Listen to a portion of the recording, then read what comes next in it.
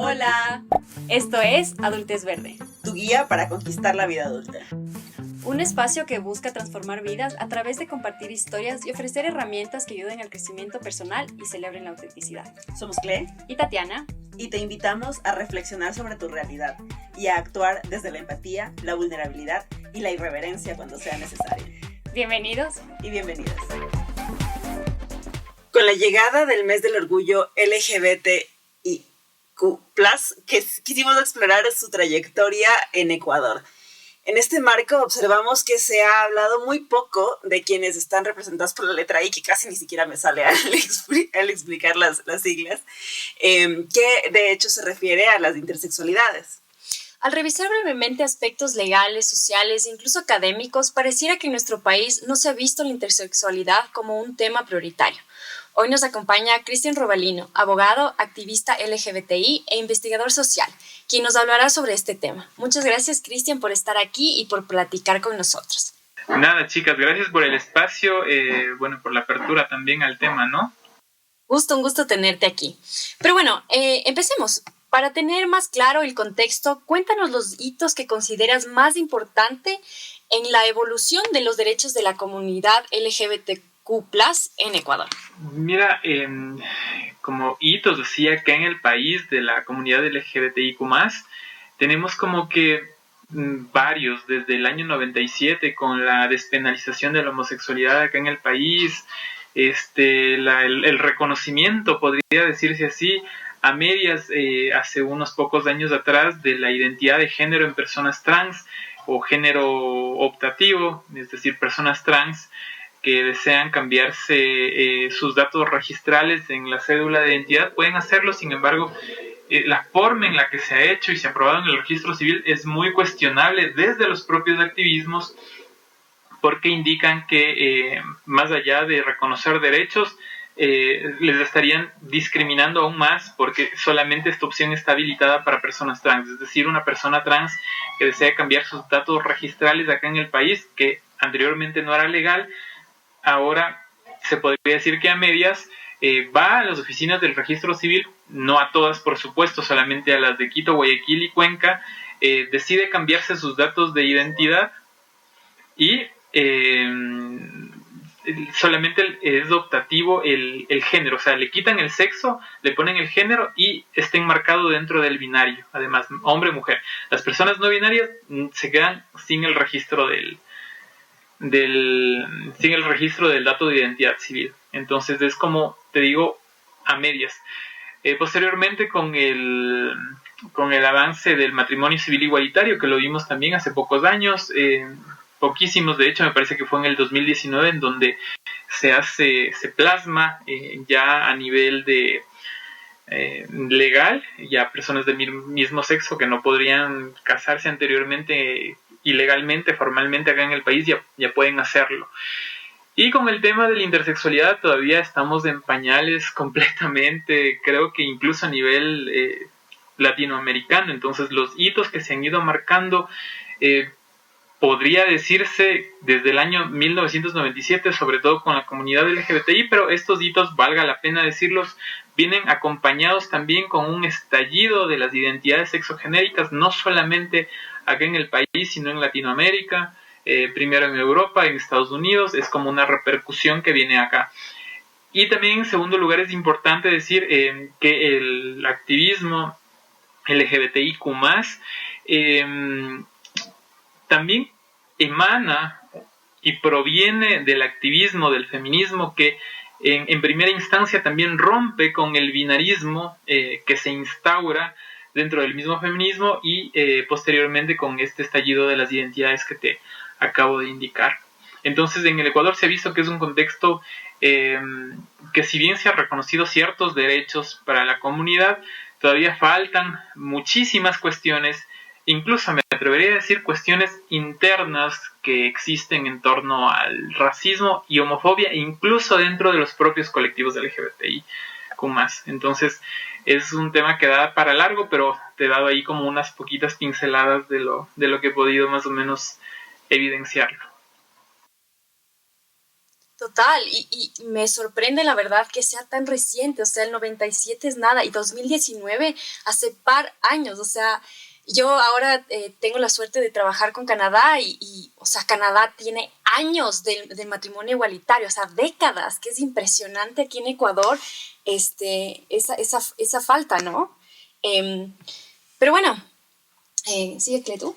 Sí, yo tenía, de hecho se me acaba de ir un poco la idea, pero tenía como una aclaración que hacer al respecto, y es que si bien muchos de los hitos son cuestionables quizás en cuanto a las formas, ¿no? Que tal vez no son las más adecuadas, justo por lo que decías, que sí, o sea, están tratando de avanzar, pero quizás son pasos como súper chiquitos o que de hecho ni siquiera se sienten ya en la práctica, ¿no? Pero creo que es un poco, tiene que ver con lo mismo que nos pasaba a nosotros, ¿no? Que antes de esta conversación decíamos, bueno, mucho de esto no conocemos y nos tocó leer y nos tocó revisar y enterarnos. Y claro, o sea, dentro del sistema público, una, que tienes también como muchas restricciones, dos, tienes poca información en el social como general.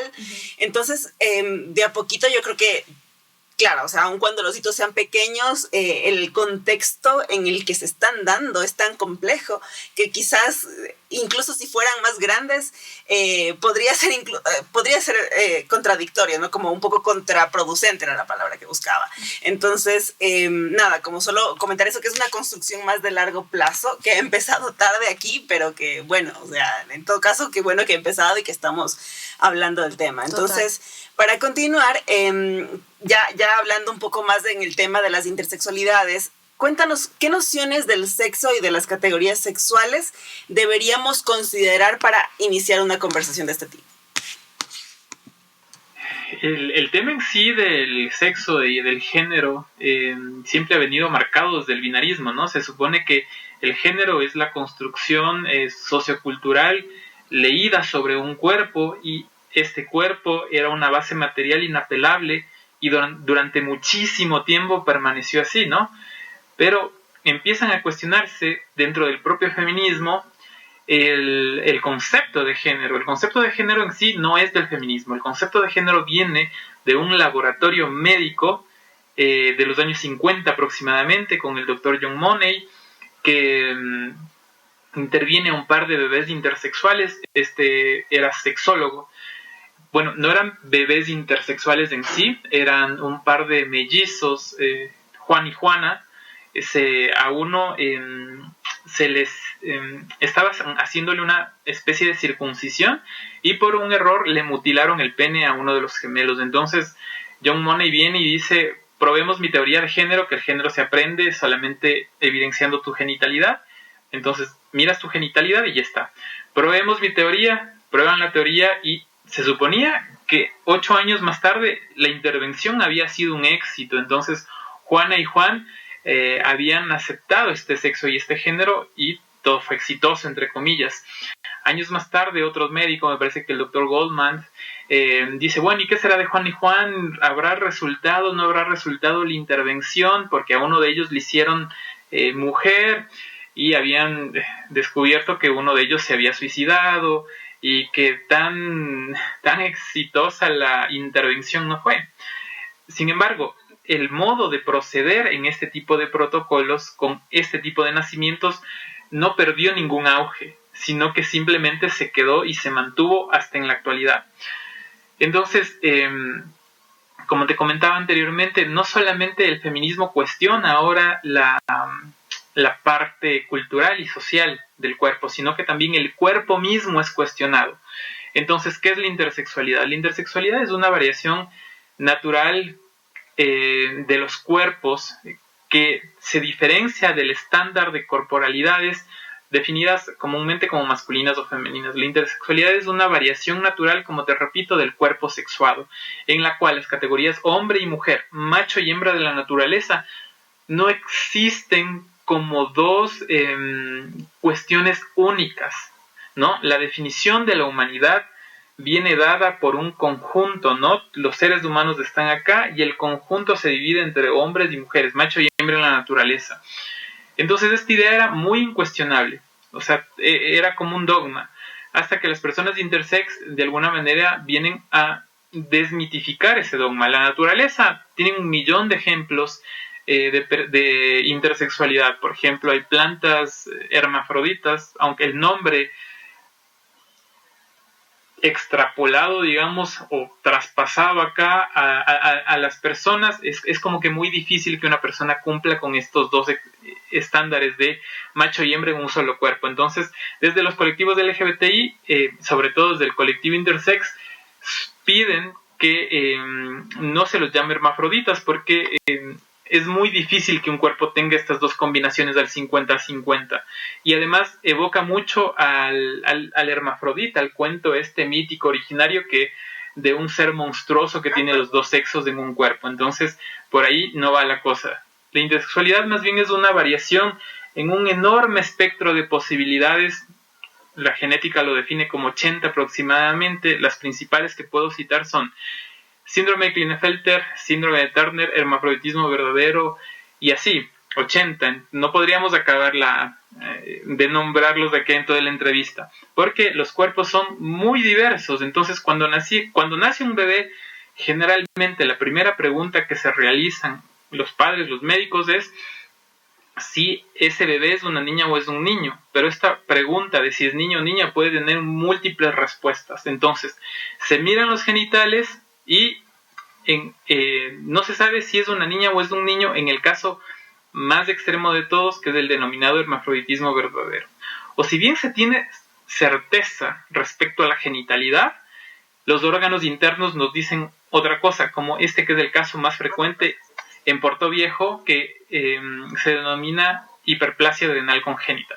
El caso de la hiperplasia adrenal congénita es el caso en el cual nace un bebé con 2 cromosomas X, es decir, una característica que define el cuerpo de una mujer, tiene órganos internos incluso potencialmente fértiles femeninos y tiene un pene.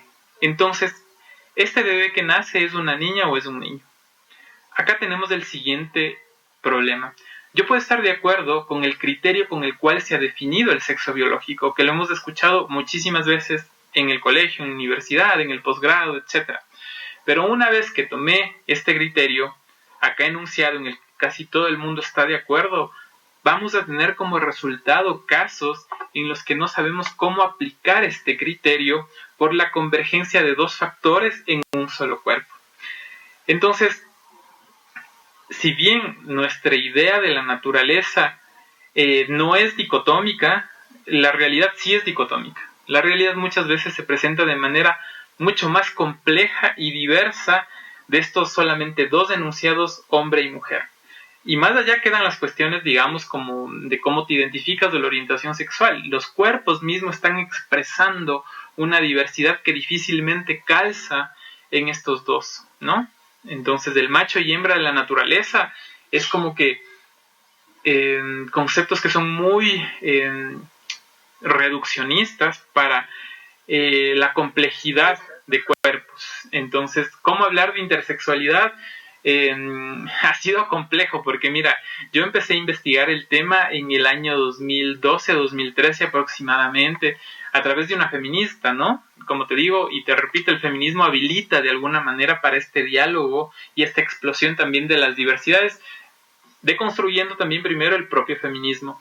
Entonces, me parecía importante como visibilizar el tema. Tengo ahí como una feminista favorita, quien topa el tema, se llama Diana Mafia y es la primera que escuché yo. Es una feminista argentina que fue congresista además en Buenos Aires, y la escucho y quedo impactado con el tema totalmente y dije, qué interesantísimo sería estudiar el tema acá en el país. Yo nunca en mi vida había escuchado que hay casos, que hay personas, yo no tenía la menor idea, más aún cuando empiezo a profundizar en el tema. Primero estudié como derechos humanos, un posgrado, hice un pequeño trabajo, ya tuve un primer acercamiento a una persona intersex de acá de Tungurahua, de acá cerquita, que tenía 19 años, una vida heterosexual, criada como chica, pero quería tener hijos. Cuando se va al médico para ver qué onda, qué ocurría porque no tenía hijos, en un ecosonograma ven que no tiene útero ni ovarios. Entonces, de ese momento le mandan a hacer una cromatina y en la cromatina le sale un examen genético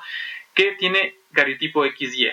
Entonces, a pesar de que su cariotipo es de una corporalidad masculina, perteneciente a una corporalidad masculina,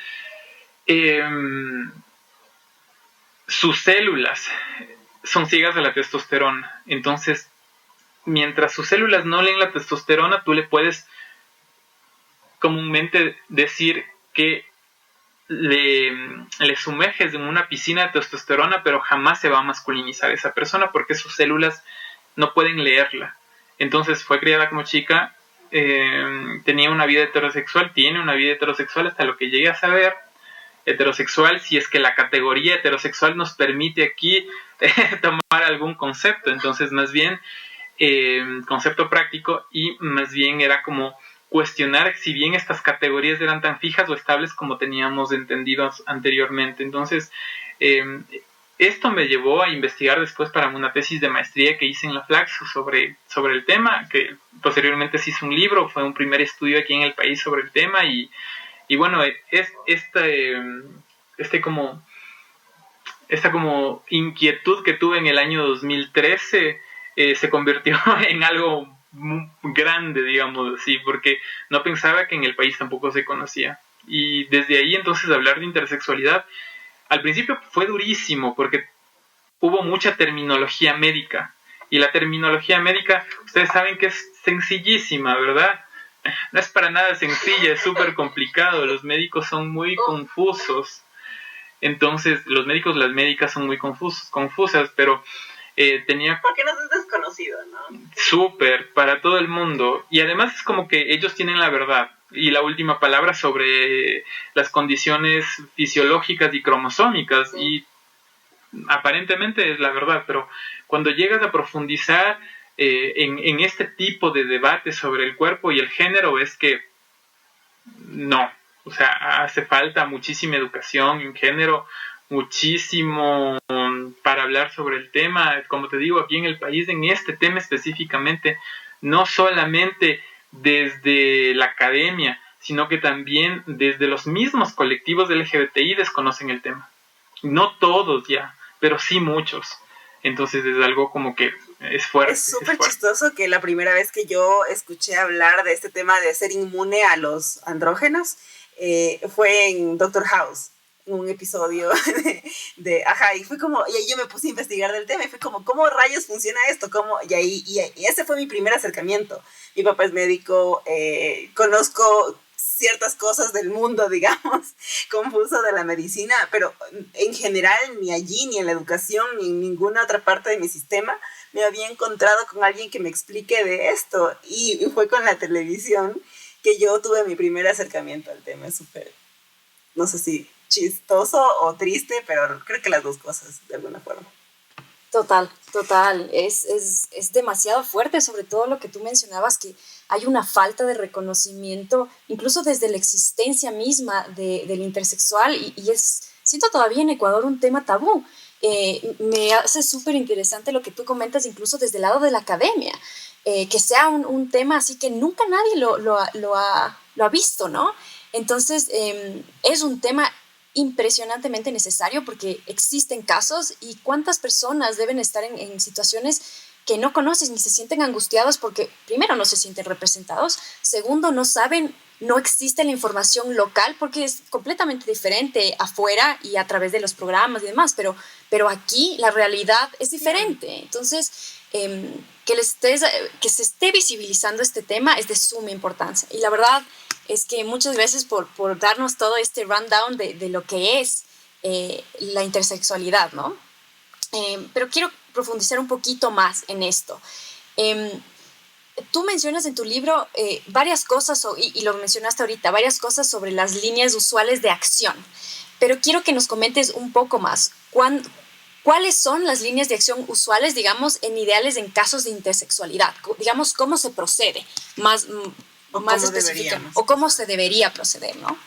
Mira, teniendo como una incidencia súper fuerte aquí en el país, digamos que son 2 por cada 1000 nacimientos, solamente de los denominados genitales ambiguos, porque hay varias categorías, como te digo, hay genitales ambiguos cuando no se leen, porque el cuerpo, los médicos cuando te preguntan, como te repito, si tu hijo es niña o es niño, hijo, hija, hije, es niño o niño, niño o niña, la primera lectura que se hace sobre la genitalidad es una lectura binaria. Y cuando esa lectura binaria, digamos que no es legítima ante los ojos de quien ve a este bebé, esta lectura se corrige. Entonces se corrige a través de un bisturí. Entonces, es que parece que Dios ha hecho mal la caligrafía, ¿no? Ha escrito mal sobre ese cuerpo. Y el médico, con el borrador quirúrgico, empieza como a borrar ese error y a hacer clara esa caligrafía. Entonces, la intervención procede a través de varias técnicas, sobre todo procedimientos mutilantes y irreversibles, que se lo hace inmediatamente nace el bebé, hasta incluso los 4 meses. Es una cirugía, son varias cirugías, no es solamente una, y a lo largo del tiempo. Se pueden producir, por ejemplo, de manera mecánica, ¿no? Hay bebés que nacen sin vagina, la vagina se construye a partir de tejido intestinal, no con una sola cirugía, sino con varias a la vez, y esto se va a producir de manera mecánica, a través de introducir un dildo en esa neovagina recién realizada para que entre un pene de 10 a 12 centímetros, porque se ha considerado que solamente hay una práctica sexual, ¿no? Las otras formas del erotismo, de la expresión del amor, del romanticismo no existen. ¿Por qué? Porque hay una finalidad de la reproducción de las prácticas sexuales, más bien dicho, que es la reproducción de la especie humana. Si consideramos esto, las intervenciones en bebés intersexuales se justifican con este fin. Y no hay otras prácticas sexuales, no hay otras formas del erotismo, ni del amor, ni de la expresión, simplemente el coito pene-vagina. Entonces tiene que haber una vagina de una profundidad de 10 a 12 centímetros, un pene de las mismas proporciones para que pueda haber un coito. Porque sin ese coito, las personas aparentemente no van a ser felices, ¿no? Porque es la única sexualidad vigente, válida, saludable, científicamente comprobada, etcétera. Cuando en realidad vemos que no es así. El tema, incluso ya tocando el tema más de la sexualidad, el tema incluso de las prácticas sexuales, el tema del placer es lo último que interesa. Puede tener una vagina de determinadas proporciones, con unas 5 o 6 cirugías que se le habrá hecho a esta criatura, y el tema de, o sea, ni siquiera sienten placer, sienten mucho dolor. E investigaciones recientes de una doctora académica estadounidense que se llama Alice Dreger, quien se ha dedicado durante muchísimo tiempo a investigar sobre el tratamiento de personas intersexuales. Ella afirma que incluso cuando se interviene a un bebé y se le convierte en niña, los padres tienen que de alguna manera estimular el clítoris para que esa persona intervenida tenga algún placer, y tienen que describir si sintió o no sintió placer. Entonces esto me parece espeluznante por todos los sentidos, y me parece que a los bebés intersexuales, me parece además que a los bebés intersexuales se les hace lo que a ninguna persona más se le ha hecho. O sea, llenarle de humanidad binaria para que alcance estos derechos que están acá, porque si no, ni siquiera es sujeto a estos derechos. Entonces tiene que llenarle, el Estado le llena de humanidad, de una biología determinada y binaria para que estos derechos calcen en este cuerpo. Si no, no podría acceder a estos derechos. Y la verdad es que me puse a pensar también en las repercusiones psicológicas de estos bebés intersexuales, ¿no? Porque no es que se hace la intervención y después ya, sino que le cargas a una persona de, como tú lo dices, de cierta binariedad que probablemente no sea su naturaleza o simplemente no estén dentro de esos estándares, ¿no? Entonces, quería también preguntarte, no sé, hasta qué punto afectan cómo afectan estas intervenciones o estas determinación a posteriori de lo que es de esta binariedad, ¿no? ¿Cómo les afecta? O sea, ¿y qué se puede hacer, ¿no? También. Bueno, ¿cuáles serían las repercusiones, digamos, no? Bueno, son repercusiones fuertes. No es una cirugía, sino son varias a la vez. en estas cirugías no se toma en cuenta, evidentemente, ni siquiera se toma en cuenta el consentimiento del propio sujeto que va a ser intervenido. Esa voz es omitida al 100, al 1000, digamos. Después de esa persona se pueden llegar a enterar de la peor de las formas que es intersex. Por ejemplo, hay un caso emblemático acá en el país en el tema intersex, el caso Axa Allen, que lo ponemos así. Yo le conocí hace unos 6-7 años atrás aproximadamente. El médico lo intervino, incluso sin el consentimiento de sus padres. Y eso era algo súper grave. Entonces le dijo, mira, voy a utilizar palabras del campo de investigación. Entonces el médico le dijo, bueno, críele con mano dura porque su hijo va a tender a feminizarse. Le hemos corregido una pequeña malformación que tiene en su genitalidad masculina. Tiene un pene, estaba mal formado. Bueno, críele como hombre y nos vemos después de algún tiempo. Entonces, en el desarrollo de los caracteres sexuales secundarios en el cuerpo de Axa empezaron a manifestarse diversas formas de una corporalidad, ¿no? Le empezaron a salir pechos e incluso un día fue al baño y empezó a orinar sangre, pero en realidad lo que estaba haciendo era menstruando por el pene. Y el impacto que él tuvo en todo esto es algo que no está documentado porque generalmente la pediatría tiene una intervención hasta que tienen 9-10 años, con lo cual no hay ninguna voz que llegue a los equipos médicos para que puedan cambiar este tipo de intervenciones, ¿no? Entonces, generalmente la respuesta médica frente a este tipo de nacimientos es la intervención. La intervención genera, y aquí hay varios dilemas que hay que tratarse, dilemas éticos, dilemas legales, dilemas psicológicos, y lo que pasó con Axa es que le contó a la mamá que estaba orinando sangre, la mamá se preocupó mucho, pensó que era cáncer, etcétera. Le llamó al médico para que le intervino desde que fue bebé para ver qué onda, qué le estaba ocurriendo, pero a la final el médico se había ido a Estados Unidos de vacaciones, etcétera. Entonces le hizo un eco en otro laboratorio. Entonces ahí descubren que tiene un útero y ovarios. Entonces lo que él tenía era algo que se llama hermafroditismo verdadero, que es un tipo de intersexualidad que no es muy común, pero que el cuerpo presenta, por ejemplo, tejido ovárico y testicular simultáneamente.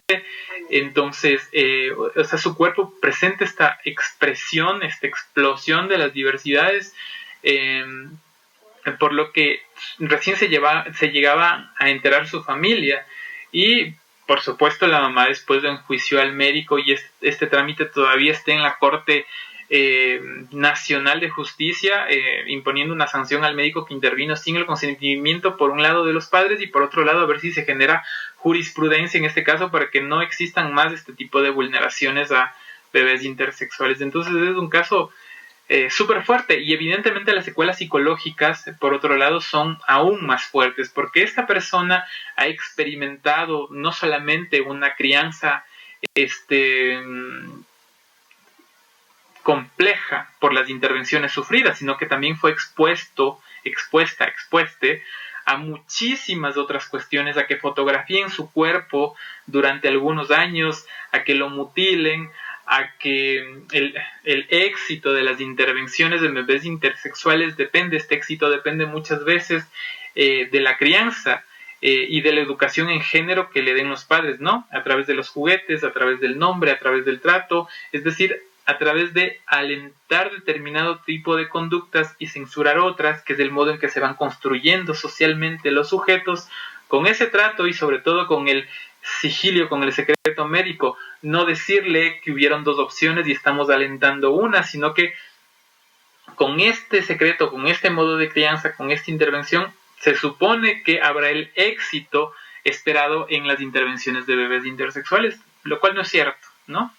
Y para muestra un botón, el ejemplo es el caso del Axa acá en el país, que ha sido emblemático aquí en Ecuador para hablar del tema. Y el Axa ahorita activista intersex y expone su caso en muchísimos espacios para no solamente sensibilizar, sino también dar a conocer a la gente que existen este otro tipo ¿qué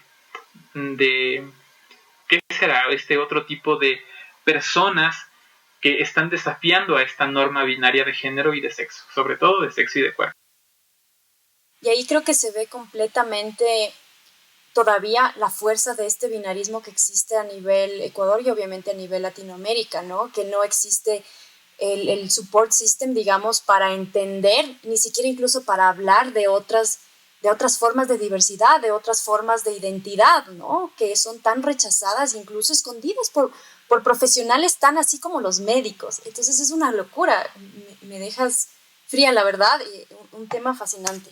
Yo le añadiría, antes de ir a nuestros takeaways, que, o sea, nuevamente, ¿no? El tema de información es tan importante porque quizás los papás pudieron haber actuado de otra forma si hubiesen sabido algo más del tema, o quizás el médico hubiese tenido también otros procesos, si hubiese conocido más al respecto, ¿no?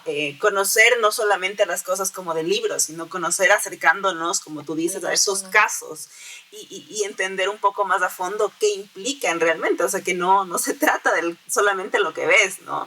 Y eso por un lado. Y por el otro lado, llevar justo lo que dijiste sobre las cosas que fortalecen y también desmotivan ciertos comportamientos, ciertas percepciones, ideas, paradigmas sobre la identidad. Que justo yo hace poco vi un video, es súper viejo y de hecho lo busqué en internet y no lo encontré, fue en una conferencia sobre nuestros comportamientos relacionados con el sexo. Entonces, por ejemplo, ponían a un bebé vestido rosado y todo el mundo era como que lo quería proteger, como, ay, chiquita, bonita, no sé qué, y así. Y en cambio, al mismo bebé le ponen vestido de celeste y el bebé así como, ay, estás gigante, qué fuerte, y son como otra historia, ¿no? Y es exactamente el mismo bebé. Entonces, imagínate, y justamente por eso te digo, en la línea de lo que tú decías, se aplica absolutamente a todos nosotros, porque en el momento en el que estamos promoviendo ciertas cosas de forma automática, a veces sin siquiera pensarlo, o cuestionarlo, simplemente estamos también generando como semillitas dentro de cada persona, dentro de cada bebé y en general de cada persona, incluso con respecto a nuestro autovalor, a nuestra autoidentificación, a nuestra percepción de qué podemos y no podemos hacer. Y allí yo creo que es uno de los llamados súper importantes que siempre hacemos, ¿no? Como recordarnos que siempre tenemos influencia en las demás personas y todo lo que hacemos tiene algún impacto en eso. Y que por tanto, retomando el punto 1, es importantísimo que nos informemos. Total. Para justamente que esta influencia se pueda aprovechar de forma humana, de forma empática, y así. Así que te doy paso. Porque además le llenas de significado al cuerpo, ¿no? Porque pensemos que hace unos 90 años aproximadamente atrás, el color inicialmente de los bebés que nacían era blanco. Todos llevaban blanco. Incluso el rosado se pensó para niñas y el celeste para niños. Hay una revista en la National Geographic, me parece que fue del año 2018, la edición 93, si no estoy mal, en la cual hacen una explicación valiosísima acerca de cómo el género ha venido transformando los significados y ha venido llenando de significados también, valga la redundancia, los cuerpos. Entonces, más bien, no es que esto del rosado y el celeste es algo natural, también es construido. Pero más allá de decir que es construido, porque podríamos decir si es construido, pero no decimos nada que es construido, sino cómo ha sido construido en determinado tiempo y espacio y cómo nosotros podemos actuar sobre esa construcción, ¿no? Porque la idea no solamente de los estudios de género es romperte la cabeza y generarte una crisis identitaria, que en algunos casos suele pasar, pero la idea de los estudios de género es de construir algo para volverlo a construir más integralmente, más unificadamente, ¿no? Este es un tema que la verdad yo no tenía tanto conocimiento y me encanta seguir aprendiendo, ¿no? Porque es parte de lo que le decía. Pero bueno, para ir cerrando, quiero que nos ayudes, Cristian, con unos tips justamente para contribuir con la construcción de una sociedad mucho más incluyente y empática con las personas intersexuales, o de forma más general con la diversidad de identidades de género que nos comentabas ahorita, ¿no? Con la diversidad humana. Total, completamente. Sí, con la diversidad humana. Ay, los tips. Mira, yo pienso que indispensable educación en género. Y una educación que se salga del binario, una educación que sea lo suficientemente amplia, que no deslegitime otro tipo de identidades, otro tipo de prácticas, que no sea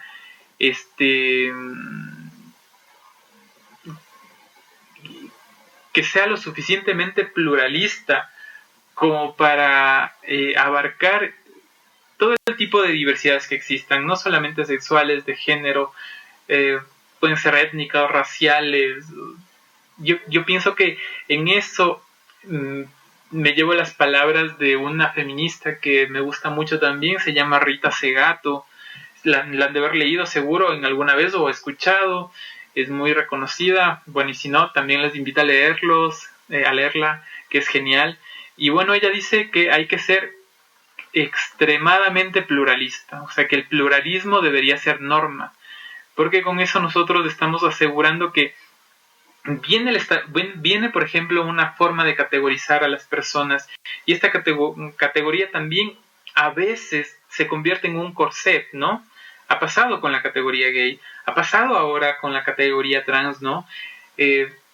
Aunque irrumpen la norma efectivamente, pero mira, estábamos en un concurso de elegir a la chica trans del año 2017 aproximadamente, y en ese concurso de bellezas ganó una chica muy andrógina, y las demás chicas trans se quejaban porque había ganado ella, y le decían, no, es que no es una verdadera trans, ¿no? Y como yo soy un poco filósofo, digo, la palabra verdad me resuena muchísimo. Digo, pero ¿cuál es una verdadera trans?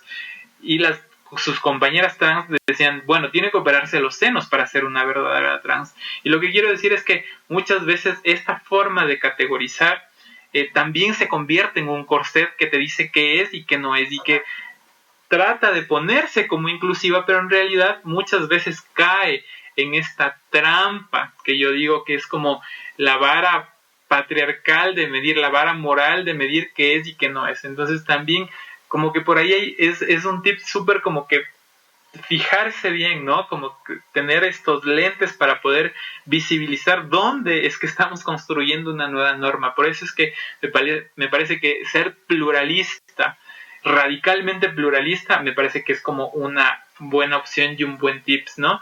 Y me parece indispensable la educación en género en las escuelas, indispensable, porque este es un tema del que no se ha hablado durante muchísimo tiempo. O sea,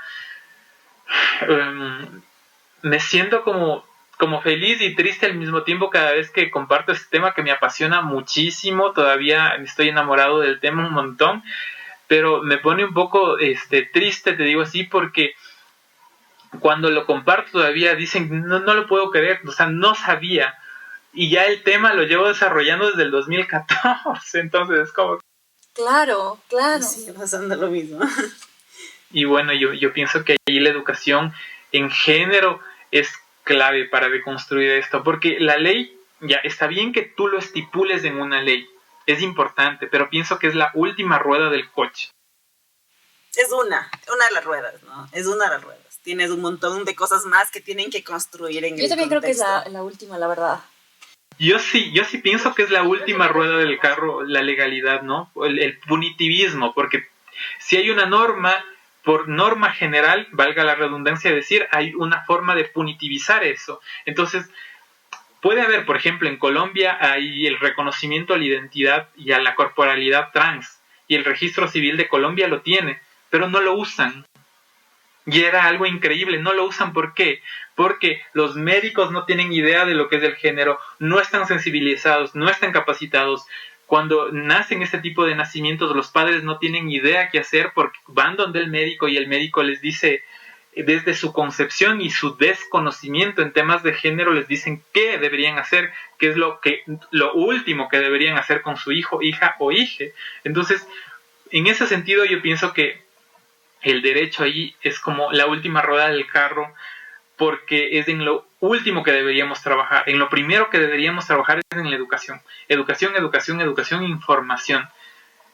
No sé si estaré errado, pero es una opinión muy personal que tengo respecto a la transformación que se quisiera llevar a cabo en estos temas, sobre todo. Es que para mí es un loop, es algo que sigue en constante evolución, porque vamos a ir aprendiendo cosas. Entonces, capaz, cierta parte de la legislación ahora es último sobre una cosa chiquita que sabíamos, pues se vienen muchas cosas más que necesitas nuevamente información, actualización, etcétera. Entonces, como para mí es algo que necesita de todo al mismo tiempo. Obviamente tienes que trabajar de forma enfocada en cada cosa, pero sí, o sea, más allá del cómo se haga y de qué elementos necesite, creo que estamos muy de acuerdo en el mensaje, ¿no? Y en la idea de que, o sea, la humanidad, como decíamos hace un ratito, es tan diversa, y creo que ese es el aprendizaje que más nos cuesta. Sí. Y es tan curioso, sí, porque es tan evidente al mismo tiempo, ¿no? Y fíjate, sobre todo, me parece que el reto que a mí el tema intersex me planteó es no pensar linealmente las identidades, no pensar en binario. Solamente es este ejercicio todos los días. Trata de no pensar en no binario en algo. Es un ejercicio tremendo, porque estamos acostumbrados a través de una lógica incorporada hace muchísimos años atrás a leer al mundo a través de este lente binario. Entonces, noche y día, verdadero, falso, hombre y mujer, masculino, femenino, los roles, la reproducción, y si tú ves, todo camina en función de ese binario, y el ejercicio es dejar de pensar en binarios, y eso puede ser muy complicado, muy, muy complicado. Y a la vez el resultado puede ser hermoso, porque podríamos pasar de una película de blanco y negro a una película de colores. Justo estaba pensando eso. Y los colores son binarios, o sea, impresionante. Pero bueno, muchísimas gracias, Cristian. Ha sido una conversación fascinante. Muchísimas gracias por proveernos de esta información. De tu tiempo y tu carisma y de tu experiencia también. Sí, y para las personas que nos están escuchando, Cristian tiene un libro que está muy bueno. Les vamos a dejar el nombre en la descripción. Y nada, mil gracias y nos vemos hasta la próxima. Sí. Que estés muy bien. Abrazo. Igual, un abrazo. Chao. Esto fue Adultez Verde, tu guía para conquistar la vida adulta. Gracias por escucharnos. Si crees que este episodio le puede servir a alguien más, no te olvides en compartirlo. Suscríbete a nuestro canal y síguenos en todas nuestras redes sociales, que las vas a poder encontrar aquí y aquí. Gracias. Bye.